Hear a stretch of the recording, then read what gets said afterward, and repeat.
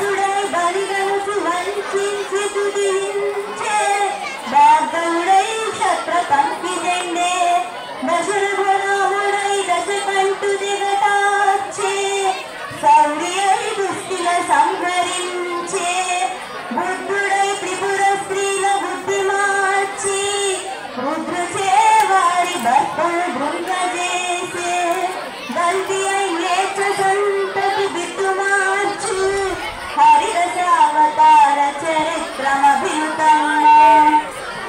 చూడనపై మత్స్యావతారమును సోమకాసుని వధించాడు. పూర్ణమై కవ్వపు కొండను మోసి పాల సముద్రం చిలకడానికి సాయమయ్యాడు. వరాహ రూపంలో హిరణ్యాక్షుడిని చూడాడు. నృసింహమై హిరణ్యకశిపుని చీల్చాడు. వామనుడై బలిని పాతాళానికి తొక్కాడు. రాముడై రావణుని వధించాడు. పరశురాముడై రాముడు దర్పాన్ని కూల్చాడు. శ్రీకృష్ణుడై దుష్టులను సంహరించాడు. బుద్ధుడై పురస్త్రీల బుద్ధిని మార్చి శివుని చేత త్రిపురాసుని వధించాడు. కల్కి అయి నీటి మినులను కూల్చి ఇటువంటి దశావతార చరిత్రను అద్భుతంగా చెప్పారయ్యా. మీ అభినందన స్పందనకు వందనం. మహాప్రభు, వచ్చే దారిలో ఒక జానపదుడు ఒక సమస్యను ఇచ్చాడు. మీరు అనుమతిస్తే మీకు ఇస్తాను. ఖచ్చితంగా. సభారంభంలో మీకు మాట ఇచ్చాను కదా, సమస్యను అందివ్వండి. ప్రభు, అందుకోండి.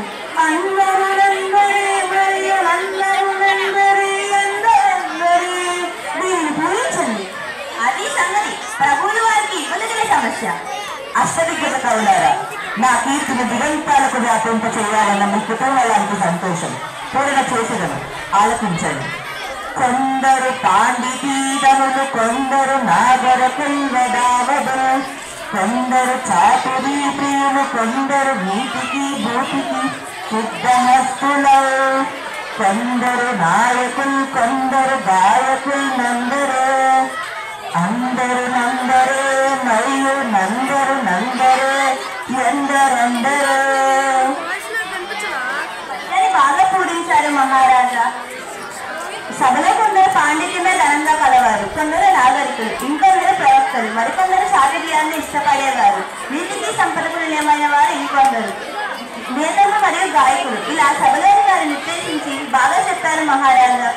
దీనిలో మన ప్రజల సాహితీ సామర్థ్యాలను గుర్తు చేస్తూ అందరూ అందరూ వలన ఎవరికి వారే గొప్ప అని అర్థం.